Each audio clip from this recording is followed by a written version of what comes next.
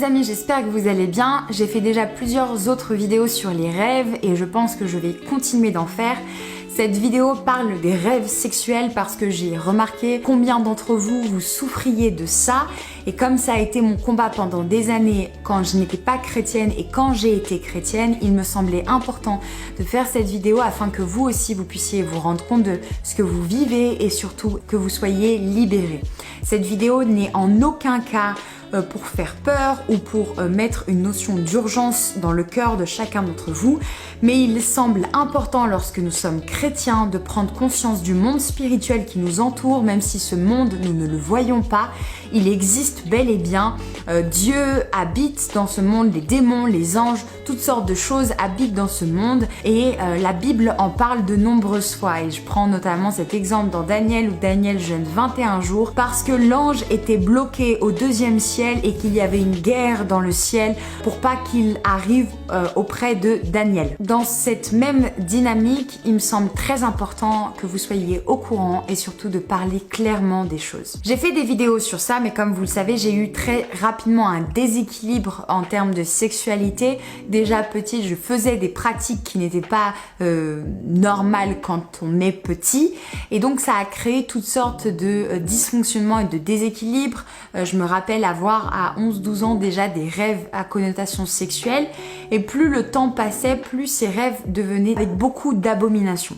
J'ai vécu une très grosse période vers 2017-2018 et ça s'est beaucoup plus atténué et estompé après où tous les jours, alors que j'étais chrétienne, tous les jours je faisais des rêves sexuels et j'aimerais dans cette vidéo vous montrer à quel point les portes ouvertes de notre vie peuvent aller très loin. Afin que la vidéo soit structurée et que tout le monde puisse s'y retrouver, on va avancer pas à pas ensemble. Beaucoup vous diront les rêves sexuels sont issus de votre imagination, issus de ce que vous avez pu faire dans la journée ou autre et que c'est ok avec ça, que c'est tout à fait normal. La réalité des choses, c'est que la plupart du temps, si nous faisons des rêves sexuels, c'est pour plusieurs raisons. La première raison qui est la plus courante, c'est que nous avons ouvert une porte qui était liée à la sexualité. La deuxième raison, c'est parfois que nous sommes soit dans le lieu dans lequel nous vivons, il y a un esprit impur, il y a des démons qui sont ce qu'on appelle des maris ou des femmes de nuit.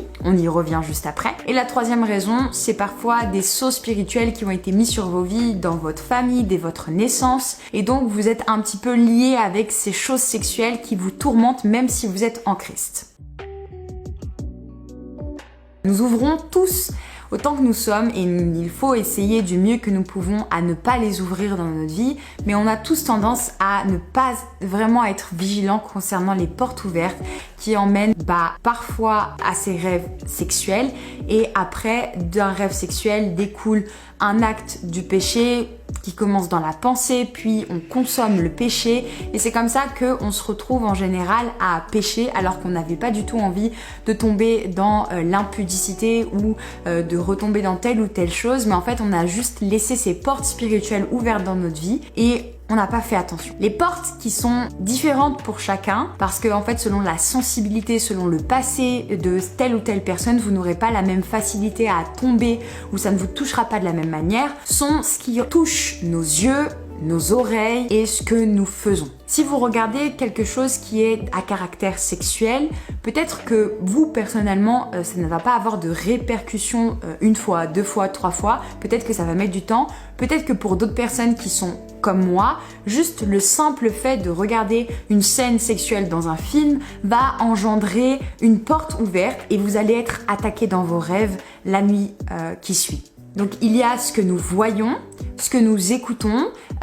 Si vous écoutez des choses qui vous poussent dans l'impudicité, si vous écoutez des choses qui réveillent en vous des désirs cachés jusqu'au mariage, c'est aussi une porte possible ouverte afin que vous soyez attaqué dans la sexualité après. Il y a aussi les portes que nous ouvrons lorsque nous commençons à rentrer dans l'impudicité physique et ce qui est très malheureux, c'est que peut-être vous n'êtes pas allé jusqu'au bout et gloire à Dieu, mais vous serez peut-être attaqué derrière dans vos rêves, vous ferez toutes sortes de rêves qui finalement vous pousseront, sont uniquement là pour vous pousser à l'impudicité. Le nombre de fois où j'ai fait des rêves qui m'ont emmené à la masturbation, qui m'ont emmené au désir sexuel plus, à vouloir limite mettre Dieu de côté, mettre ma foi de côté parce que mon désir était tellement grand, parce que j'étais tellement attaquée dans mes pensées, attaquée dans mon cœur, d'avoir rêvé de ça toute la nuit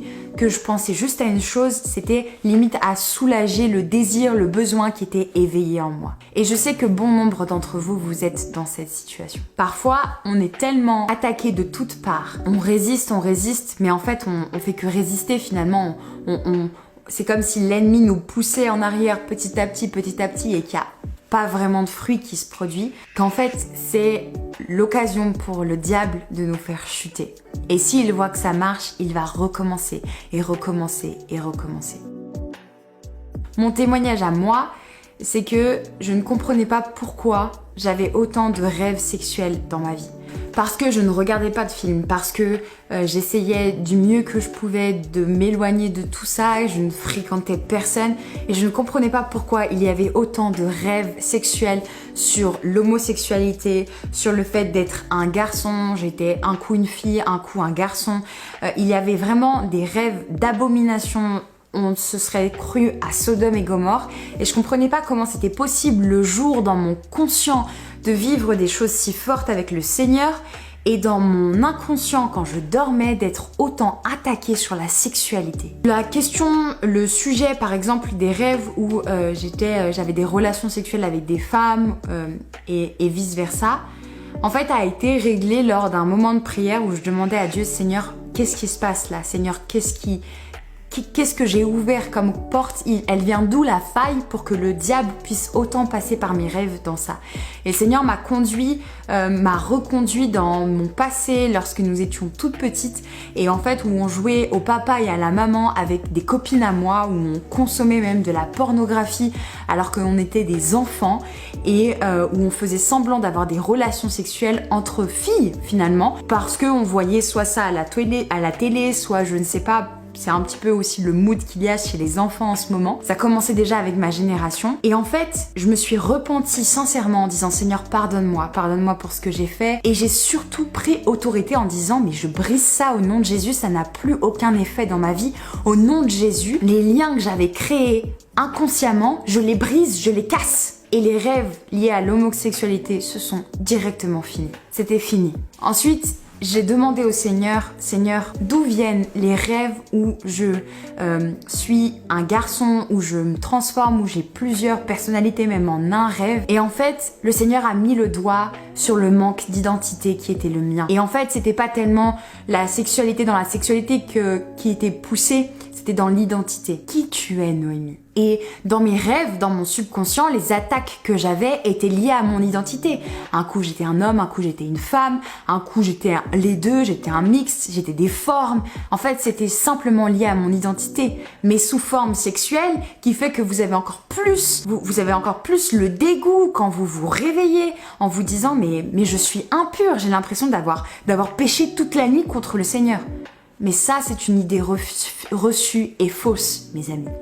Elle n'est pas vraie. Et j'ai dit, ok Seigneur, je vais travailler sur l'identité, parce que ce n'est pas normal. Quand j'ai travaillé sur ces deux choses, la dernière des portes ouvertes qui était dans ma vie, c'était le fait que je côtoyais une personne qui avait une vie totalement impudique, qui avait une vie de débauche. Et en fait, mon cœur était tellement attaché à cette personne que j'étais comme un livre ouvert face à cette personne et l'ennemi passait par lui pour m'attaquer sexuellement, afin que moi aussi je tombe dans l'impudicité, seule ou avec lui. Quand cette personne est sortie de ma vie, les rêves sexuels se sont totalement arrêtés. Parce que l'ennemi n'a plus aucune porte pour venir m'attaquer. C'est ça, mes amis, fermer les portes spirituelles. Et lorsque vous ne comprenez pas d'où vient la source, la seule chose à faire, c'est la prière. Demandez à Dieu pourquoi vos rêves sont aussi abominables. Pourquoi le diable vous attaque sur ça. La deuxième grande chose, et qui arrive à bon nombre d'entre nous, ce sont les démons sexuels. On les appelle plus communément les incubes et les succubes. Vous pouvez aller chercher sur internet, je vais pas vous mettre des images parce que ce sont des démons horribles et abominables, mais grosso modo, Ils viennent dans la nuit et ils vous violent. Et le matin, la caractéristique principale, c'est que le matin, vous avez des séquelles physiques de ce qui s'est passé dans la nuit, que vous soyez homme ou femme. Ça s'est manifesté physiquement. Ça s'appelle un mari et une femme de nuit. Ils vous collent à la peau et ils essayent par tous les moyens de vous souiller et de rendre vos rêves totalement impurs. Il y a plusieurs sources à ça.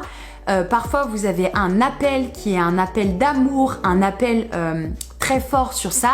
Et donc, le contrepoids, votre combat sur l'appel d'amour que vous avez, c'est un esprit incube ou succube qui vous colle à la peau pour contrebalancer cet appel que vous avez. Comme dans tous les appels, vous avez toujours un point de faille, un point par lequel le diable essayera sans cesse de passer et vous devrez veiller toute votre vie. Ces démons-là se chassent par la prière avec autorité et foi. Au nom de Jésus, je déclare que tu es vaincu, que tu sors, que tu n'as pas ta place dans cette maison, que tu n'as pas ta place auprès de moi, dans mon lit, à déclarer le sang de Christ et à prendre autorité. Ce genre de démons sexuels, spirituels ne se chasse pas en disant « Seigneur, aide-moi », mais c'est par l'autorité que Christ nous a donnée que nous pouvons chasser ces démons. Et si vous ne vous sentez pas assez forte, demandez à l'Esprit Saint qui vit en vous de vous remplir de force. Appelez-le, passez des temps intenses avec Dieu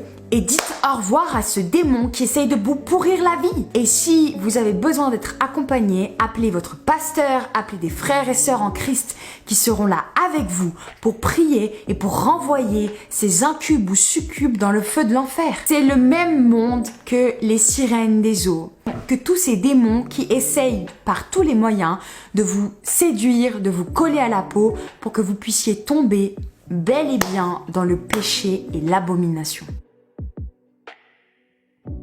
La dernière des portes ouvertes, c'est celle des liens spirituels. Vous savez, si Dieu ne veut pas que nous ayons de relations sexuelles hors mariage, c'est parce qu'il a établi un cadre bien précis. Et ce cadre-là, c'est le mariage, parce qu'il y a sa main, sa protection. Mais lorsque nous avons des relations sexuelles, lorsque nous nous masturbons, lorsque nous consommons de la pornographie, lorsque nous faisons finalement des actes impudiques, le diable vient devant Dieu et dit « Tu ne peux pas les protéger de ce qu'ils font. » Parce qu'ils ne respectent pas ta volonté, ils ne sont pas dans ta volonté parfaite. Et le diable appuie sur ça afin que véritablement il puisse sévir derrière comme il l'a fait avec Job. Parce que Dieu est bon, Dieu obéit à ses lois, il est juste en tout temps et il ne peut pas mettre sa main à part lorsqu'il nous fait grâce. Autrement, on ne peut pas être sous la couverture spirituelle de Dieu. Ça, mes amis, ça s'appelle des liens. Et Christ nous a donné l'autorité pour briser ces liens au nom de Jésus. Lorsque nous faisons tout ça, nous sommes liés spirituellement avec des mauvaises choses. Et c'est là où toutes sortes d'esprits essayent de s'attacher à nous. Et c'est là où les portes ouvertes spirituelles de notre cœur, de notre vie sont présentes. Et c'est un danger réel pour notre foi. Luc 10, 19.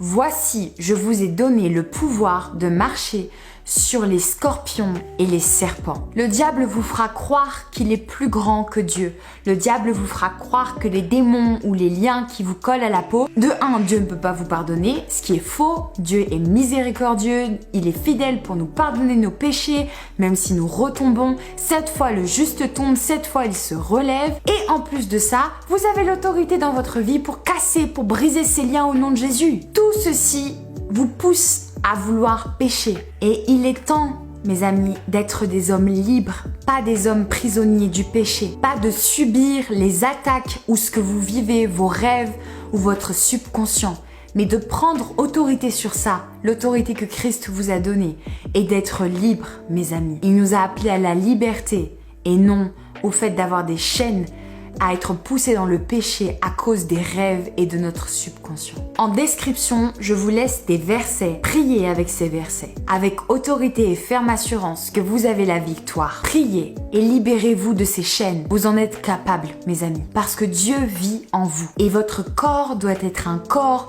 qui glorifie Dieu, doit être le temple du Saint-Esprit, peu importe les temps et les circonstances, et vos rêves ne doivent en aucun cas diriger votre votre vie et vous pousser dans le péché. Prions ensemble. Seigneur Père, merci pour cette personne qui regarde cette vidéo. Je déclare au nom de Jésus maintenant, Seigneur, que les chaînes sont brisées, que tout esprit incube, succube, toute porte qui était ouverte au nom de Jésus, nous la refermons. Au nom de Jésus, cet esprit renvoyé dans le feu de l'enfer, dans la géhenne, au nom de Jésus, toutes les portes sont déliées, toutes les chaînes sont déliées. Et la liberté nous proclamons dans cette vie. La sainteté nous proclamons dans sa vie. Je proclame la sainteté de Dieu, l'assurance de Dieu, le fait que le Saint-Esprit vienne le remplir d'assurance, de fermeté, pour qu'au nom de Jésus, il ait la victoire, de prendre autorité sur les serpents, sur les scorpions et sur toute autre spiritualité, sur tout autre démon, pour qu'il soit libre. Qu'elle soit libre, parce que les rêves doivent te glorifier, Père, et en aucun cas nous apporter, emmener au péché. Au nom de Christ, Seigneur, merci pour sa vie. Amen. Soyez bénis, soyez encouragés. Vous êtes des femmes et des hommes de feu, et Satan n'a aucun droit sur votre vie. Amen.